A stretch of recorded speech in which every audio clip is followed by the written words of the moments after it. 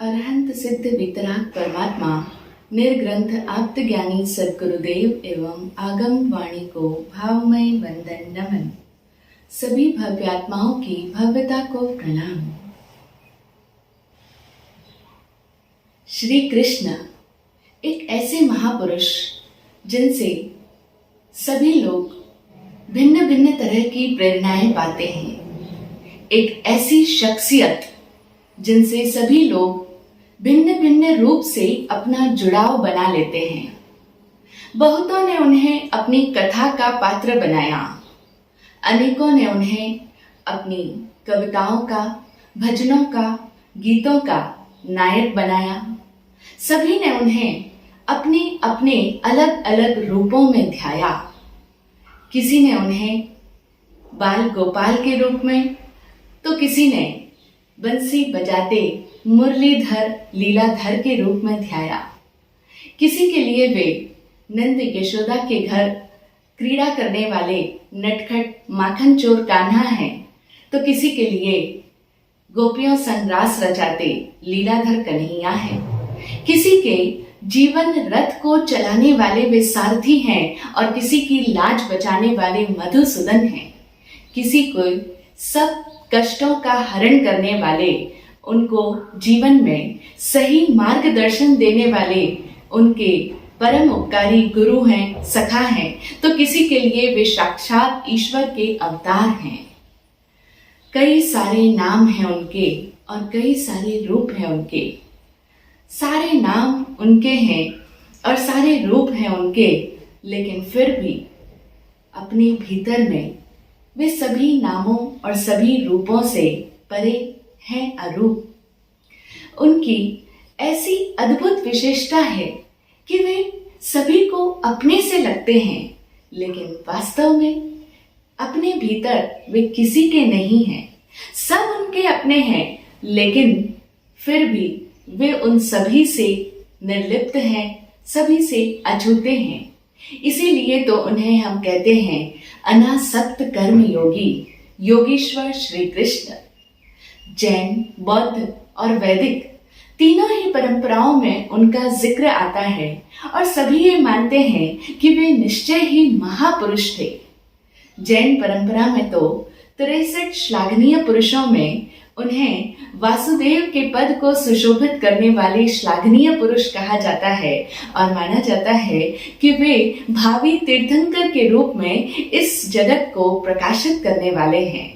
ऐसे महान विशिष्ट चेतना का जन्म भाद्रपदी कृष्णा अष्टमी की मध्य रात्रि में हुआ। उन्होंने अपने जन्म के लिए वही समय चुना। वह चेतना इस धरा पर आई, अपने भीतर समाहित न जाने कितने सारे निधत्त और कई सारे निकाचक कर्मों का भोग पाने के लिए। यूं तो इस दुनिया में हर एक मनुष्य अपने कर्मों की निर्जरा करने के लिए ही जन्म लेता है, लेकिन फिर भी कुछ लोग अपनी कर्मों की निर्जरा इस भांति करते हैं कि वे समूचे मानव जाति के लिए प्रकाश स्तंभ बन जाते हैं। सबके लिए वे प्रेरणा स्रोत बन जाते हैं। श्री कृष्ण के जीवन की कुछ प्रमुख घटनाओं से तो हम सभी लोग परिचित हैं ही कि उनका जन्म कारागृह में हुआ था, जहां कंस इस भय में था कि वसुदेव और देवकी का नंदन उनका काल बनकर के जन्म लेने वाला है। इसीलिए उन्होंने वसुदेव और देवकी को कारागृह में डाल दिया था।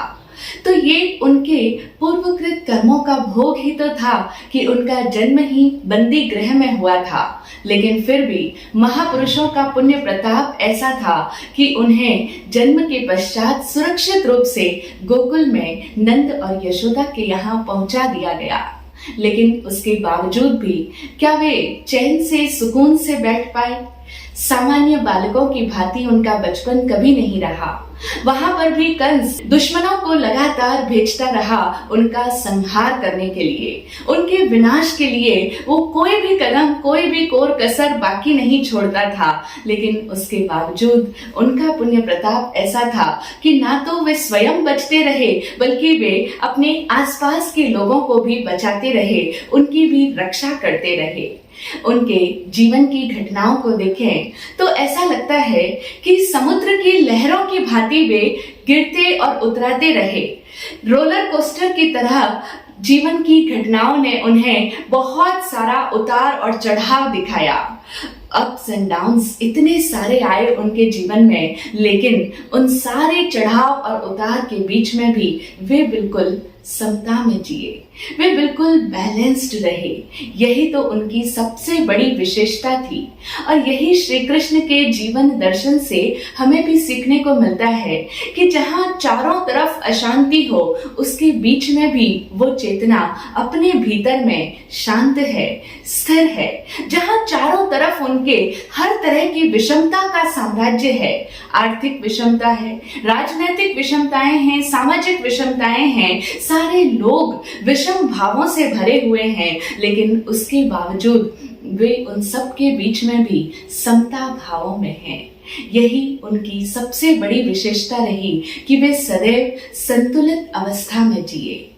अगर हम उनके जीवन की घटनाओं का ग्राफ देखते हैं तो बड़ी हैरानी होती है कि कभी तो कोई उन्हें पाने के लिए रो रहा है, आंसू बहा रहा है, कोई उनके वियोग में दुखी है, तो वहीं कोई उन्हें पाकर के दुखी है। वो उनके होने के कारण से बहुत ही ज्यादा परेशान हो रहे हैं। नहीं था ऐसा? था, उनके जीवन में ऐसा ही तो था। दुर्योधन, कौरव, कंस, जरासंध, ये सब लोग उनके होने के कारण से दुखी थे। वो उनके होने के कारण से ही स्वयं को अपमानित महसूस करते थे। जो चेदीराज शिशुपाल था वह भी उनसे नफरत करता था। और इतना ही नहीं, अनेकों राजा, रुक्मी जैसे अनेकों राजा थे जो उनसे नफरत अपने मन में पाल करके बैठे थे, उनके प्रति दुर्भावनाएं रखते थे। लेकिन चाहे कोई उनके प्रति शत्रुता का भाव रखे, चाहे कोई उनसे स्नेह का भाव रखे, क्योंकि हम जानते हैं कि राधा, रुक्मिणी, अनेकों गोपियां, द्रौपदी, अर्जुन, पांचों पांडव और पांचों पांडवों की माता, ये सभी उनसे बड़ा ही प्रेम करते थे। और सिर्फ प्रेम ही नहीं करते थे, बल्कि उन्हें अपना गुरु, सखा, बंधु और साक्षात भगवान भी मानते थे। लेकिन श्री कृष्ण तो चाहे कोई उन्हें प्यार करे, चाहे कोई उनसे नफरत करे, वे तो दोनों के ही प्रति बैलेंस्ड थे। वो दोनों के ही प्रति समभाव रखते थे। और जो व्यक्ति ऐसी बैलेंस्ड लाइफस्टाइल से जीता है, उसी का तो जीवन गीता बन जाता है।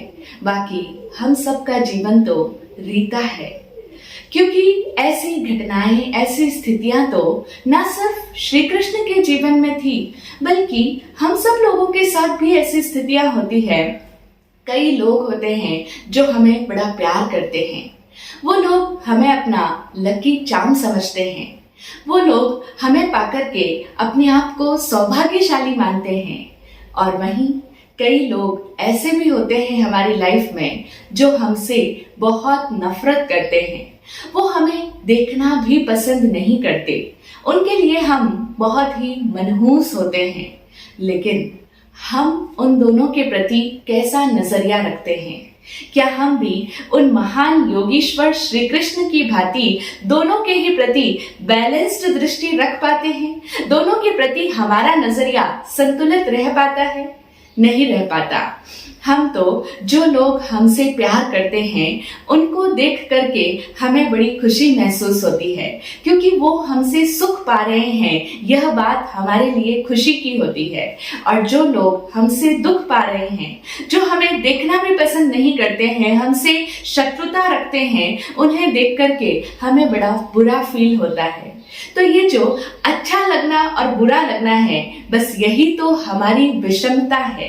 और हम यहाँ उन दोनों के प्रति समता भाव नहीं रख पाते, हम उन दोनों के प्रति न्यूट्रल नहीं हो पाते, हम उन दोनों के प्रति एक समान भाव, समता भाव नहीं रख पाते हैं। और इसी के कारण से हम लोग महापुरुष नहीं कहलाते हैं। महापुरुष वे ही होते हैं जो अपने मित्र और शत्रु दोनों के ही प्रति समभाव रखते हैं। और महापुरुषों का जीवन बिल्कुल भी आसान नहीं होता। हमें लगता है कि वे तो महापुरुष थे, तो उन्हें सब लोग आदर करते होंगे, सब लोग उन्हें प्यार करते होंगे, लेकिन ऐसा तो नहीं है। हम श्री कृष्ण जैसे महापुरुष का जीवन देख रहे हैं, तो वहां क्या सभी लोग उन्हें प्यार करने वाले थे? सभी लोग उनका आदर करते थे, सम्मान करते थे? नहीं ना। बहुत सारे लोग थे जो कोई भी मौका नहीं छोड़ते थे उन्हें अपमानित करने का। शिशुपाल ने उन्हें कितनी बार अपमानित किया। कई लोगों ने उन्हें ग्वाला कहकर के तिरस्कृत करने का प्रयास किया। यानी बहुत सारे लोग थे जो उनका आदर नहीं करते थे बल्कि अनादर करते थे, उनसे प्यार नहीं करते थे बल्कि उन्हें देख करके मन ही मन में कुढ़ते थे, जलते थे और उनसे दुर्भावना रखते थे। लेकिन इस सभी तरह की कठिनाइयों, समस्याओं और विपरीत परिस्थितियों के बीच में रहते हुए भी वे हमेशा अपने भीतर में समता को बरकरार रखते हैं। महापुरुषों के जीवन में जो कठिनाइयां और समस्याएं और विपरीत परिस्थितियां आती है, अगर हम तुलना करें तो एक साधारण व्यक्ति की जिंदगी में आने वाली समस्याओं से वे कहीं अधिक होती है, लेकिन उतना ही उनको सहन करने की जो क्षमता होती है वो भी उनमें उतनी ही अधिक होती है। जितनी उच्च स्तरीय उनके भीतर की योग्यता होती है, सहन क्षमता होती है, उतनी ही उच्च स्तर की उनके जीवन में कठिनाइयां और समस्याएं होती है। हाँ, महापुरुषों के जीवन में समस्याएं भी उच्च स्तर की होती है, लेकिन उन समस्याओं से निपटने का जो उनका तरीका होता है, उन विपरीत परिस्थितियों को, उन कष्टों को देखने का उनका नजरिया बिल्कुल ही अलग होता है। और उनके उस नजरिए में कहीं कोई आर्तता नहीं होती, कहीं कोई हाय तौबा नहीं होती। वे समस्याओं को समस्या की भांति नहीं देखते, वे उन समस्याओं में उलझते नहीं है, परेशान नहीं होते हैं। वे ऐसी विकट स्थितियों में भी सदैव समता भाव में रहते हैं। हम चाहे किसी भी महापुरुष का जीवन देख लें, चाहे श्री कृष्ण हो अथवा समण प्रभु महावीर स्वामी हो, कठिनाइयां और समस्याएं और संकट उनके जीवन में भी कितने सारे थे।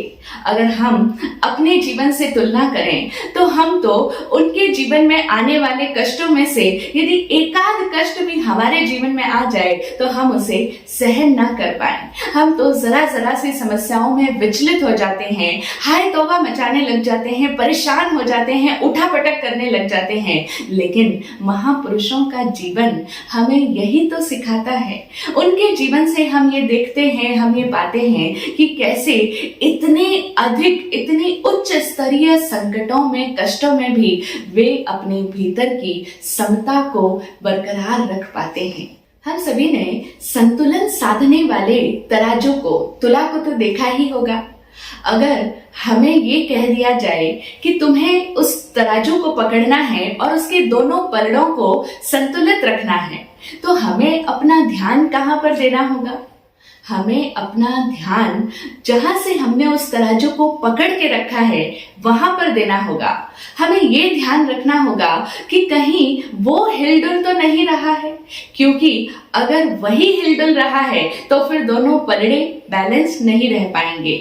ठीक इसी तरह से हमारे जीवन में आने वाली परिस्थितियों में भी हमें अपना ध्यान वहां देना होगा कि कहीं हम अपने भीतर में हिलडुल तो नहीं रहे, कहीं हम आकुल और व्याकुल तो नहीं बन रहे हैं, कहीं हम अपने जीवन में आने वाली उन घटनाओं में बेचैन और परेशान तो नहीं बन रहे हैं। क्योंकि अगर हम अपने भीतर में आकुल व्याकुल हो रहे हैं, अगर हम ही डामाडोल हो रहे हैं, हिलडुल रहे हैं, तब फिर हमारे जीवन में बैलेंस कहीं पर भी नहीं रह पाएगा। चाहता तो हर व्यक्ति यही है कि उसके जीवन में सदा ही संतुलन बना रहे, उसके जीवन में आने वाली हर परिस्थितियां संतुलित रहे, बैलेंस्ड रहे और उसका पूरा जीवन स्मूथली चलता रहे। लेकिन क्या हम अपने भीतर ये देख पाते हैं कि हम स्वयं बैलेंस्ड हैं या नहीं हैं? हम स्वयं अपने भीतर में अगर बैलेंस साध नहीं सकते हैं, अगर हम अपने भीतर के भावों में संतुलित रहना नहीं सीख पाए हैं, तब फिर हमारे जीवन की घटनाओं में, बाहरी परिस्थितियों में भी संतुलन कैसे रख पाएंगे। इसीलिए हमें संतुलन साधना सीखना होगा और यही तो हमारे पूरे जीवन में साधने की और सीखने की बात है कि कैसे हम सभी अपने जीवन की हर घटना में, हर परिस्थिति में, हर हाल में संतुलित रह पाए, समभाव में जी पाए। और इसके लिए हमें निष्पक्षता को साधना होगा। निष्पक्षता यानी ना इस पक्ष में जाना और ना उस पक्ष में जाना, ना तो इस अति में डोलना और ना ही उस अति में डोलना। होता यही है कि हम सदा ही अपने जीवन में कोई ना कोई अतियों में डोलते चले जाते हैं। कभी तो हमारा झुकाव इस तरफ होता है और कभी हमारा झुकाव विपरीत स्थिति की तरफ हो जाता है। कभी तो हमें कोई बहुत अच्छा लग रहा होता है और कभी हमें बहुत उससे घृणा और नफरत हो रही होती है। ये है विषम भाव। ऐसा अगर हम रखेंगे, अगर हम सदैव ही पक्षपातों में झूलते रहे तो हम कभी भी निष्पक्षता को साध नहीं पाएंगे। लेकिन ये श्री कृष्ण जन्माष्टमी हमें निष्पक्षता साधने की प्रबल प्रेरणा देती है, क्योंकि ये जो समय है, ये समय भी अपने अंदर में यही मैसेज समेटे हुए है। क्योंकि हम देखें, श्री कृष्ण का जन्म हुआ भाद्रपदी कृष्णा अष्टमी को। ये जो अष्टमी तिथि है, ये तिथि ही अपने आप में बहुत महत्वपूर्ण है। ये अपने आप में बहुत महत्व रखती है, क्योंकि अष्टमी तिथि पूरे पक्ष की मध्य की तिथि है। एक पक्ष में 15 दिन होते हैं और ये जो अष्टमी तिथि आती है, ये पहले के 7 दिन गुजर जाते हैं और उसके पश्चात 7 दिन और आने हैं और अष्टमी उन 15 दिनों की, उस एक पखवाड़े की, उस एक पक्ष की, एक जो फोर्टनाइट होता है 15 डेज का, उसकी मध्य की तिथि है अष्टमी तिथि। तो ये मध्य की तिथि अपने अंदर यही मैसेज रखे हुए है कि हमें भी मध्य में आना है। और श्री कृष्ण की चेतना ने वही समय चुना इस धरती पर जन्म लेने के लिए, जब भाद्रपदा कृष्णा अष्टमी का मध्य रात्रि का समय था। एक तो अष्टमी तिथि ही अपने आप में मध्य की तिथि है, संतुलित रहने की तिथि है, बीच की तिथि है, जो हमें समभाव का संदेश देती है, संतुलित रहने का संदेश देती है। और फिर उसमें भी मध्य रात्रि का समय था। उनका जन्म कहते हैं मध्य रात्रि में हुआ, तो वह मध्य रात्रि अपने आप में ही मध्य का समय है, संधि का क्षण होता है। एक दिन के अंदर समय में 4 संधियां आती है। एक तो होती है मध्य रात्रि की संधि, फिर सूर्योदय की संधि, जब रात्रि का अवसान हो रहा होता है और सूर्य का उदय हो रहा होता है, वह समय भी संधि का समय कहलाता है। फिर इसी तरह से अपराह्न दोपहर 12 बजे का समय, वह भी मध्य का क्षण है, संधि का क्षण है। और फिर उसके पश्चात सूर्य अस्त का समय, जहां पर सूर्य छिप रहा है, डूब रहा है और रात्रि का उदय हो रहा है। तो ये कुछ ऐसे समय होते हैं जो अपने आप में बड़े विशिष्ट समय होते हैं। वे संधि के समय होते हैं, यानी वे मिड पॉइंट होते हैं। और ऐसे समय में एक चेतना अगर अपने भीतर चली जाए, अगर अपने भीतर ध्यान में लग जाए, तो वह भी संधि में प्रवेश कर सकती है। और हमारी जो साधना है वह संधि की ही साधना है। हमें निष्पक्ष होना है, मध्य में स्थित हो जाना है, तटस्थ हो जाना है, न्यूट्रल हो जाना है। तो ये बैलेंस होने के लिए ये भाद्रपदा कृष्णा अष्टमी का दिन हमारे लिए बहुत ही ज्यादा उत्तम समय है। और जब श्री कृष्ण का जन्म हुआ तो कहते हैं कि उस समय में सूर्य अपनी स्वराशि सिंह में स्थित था और चंद्रमा अपनी उच्च राशि वृषभ में था। और उनका जन्म भी चंद्रमा का जो प्रिय नक्षत्र है रोहिणी नक्षत्र, उसमें उनका जन्म हुआ। यानी ये जो 2 ल्यूमिनरीज प्लैनेट्स हैं, जो सूर्य और चंद्र हैं, जो कि प्रकाश के स्रोत हैं, ऐसे प्रकाश पुंज ग्रह जो है सूर्य और चंद्र, ये दोनों ही अपनी सर्वोत्कृष्ट अवस्था में थे उस समय में। यानी सूर्य भी अपनी स्वराशि में, यानी अपने पूरे तेज में, में, पूरे ओज में, पूरे बल में, और चंद्रमा भी अपनी उच्च राशि वृषभ में, रोहिणी नक्षत्र में। यानी ये सूर्य और चंद्र दोनों ही अपने बेस्ट वर्जन में उस समय में थे। और बड़ी अच्छी बात यह है, हमें ये जानकर हैरानी नहीं होनी चाहिए कि ये जो जन्माष्टमी का दिन आता है, इस दिन हमेशा ही ऐसा ही समय होता है। यानी आज के दिन भी सूर्य अपनी स्वराशि सिंह में है। अभी जो समय चल रहा है उस समय में भी सूर्य अपनी स्वराशि में स्थित है और चंद्रमा आज वृषभ राशि में अपने प्रिय रोहिणी नक्षत्र में है। तो जन्माष्टमी इसी दिन सेलिब्रेट की जाती है। तो यह जो समय है यह अपने आप में बहुत पावरफुल समय है, क्योंकि इस समय में एक ऐसी डिवाइन, कंस्ट्रक्टिव और बैलेंस करने वाली एनर्जी का फ्लो इस यूनिवर्स के अंदर रहता है। तो अगर एक व्यक्ति जो कि इस समय की संधि में प्रवेश करना चाहे, इस समय का सदुपयोग कर सकता है। वह इस समय में यूनिवर्स में फ्लो होने वाली ये जो बैलेंसिंग एनर्जी है, इस एनर्जी में अपने आप को समाहित करके स्वयं को मेडिटेशन करे, अपने भीतर के ध्यान में स्थिर हो जाए, तो वह भी अपने भीतर की संधि में जा सकता है, जहां वह निष्पक्षता को साध ले, जहां वह हर प्रकार की अति से बच करके मध्य में स्थित हो पाए। तो इसीलिए तो कहा जाता है कि जन्माष्टमी के दिन हम सभी को ध्यान में जाना चाहिए, ध्यान करना चाहिए, अथवा जाप करना चाहिए, पूजा अर्चना करनी चाहिए, श्री कृष्ण की, उनके गुणों की भक्ति करनी चाहिए। और जो भी साधक इस तरह से ध्यान, पूजा, पाठ, माला, जप अथवा भक्ति में समर्पित होता है, अपने समय को इस तरह से डिवोट करता है, उनके लिए आज की ये जो यूनिवर्सल एनर्जी है ये उनको बैलेंस होने में सहायक सिद्ध हो सकती है। तो हम सभी लोग इस जन्माष्टमी अपने भीतर कहीं न कहीं संतुलन को साधने की साधना करें। हम अपने भीतर निष्पक्ष हो पाए, तभी हमारा ये जन्माष्टमी का पर्व सार्थक हो पाएगा, सफल हो पाएगा, और तभी हम भी अपने भीतर सद्गुणों को जन्म दे पाएंगे। और तब वास्तव में होगी हमारी भी जन्माष्टमी, यानी हम भी अपने भीतर उस निष्पक्षता को जन्म दें और समभावों का जन्म हमारे भीतर भी हो जाए, तो हमारा ये जन्माष्टमी मनाना सार्थक हो पाए। जय हो, जय हो, जय हो।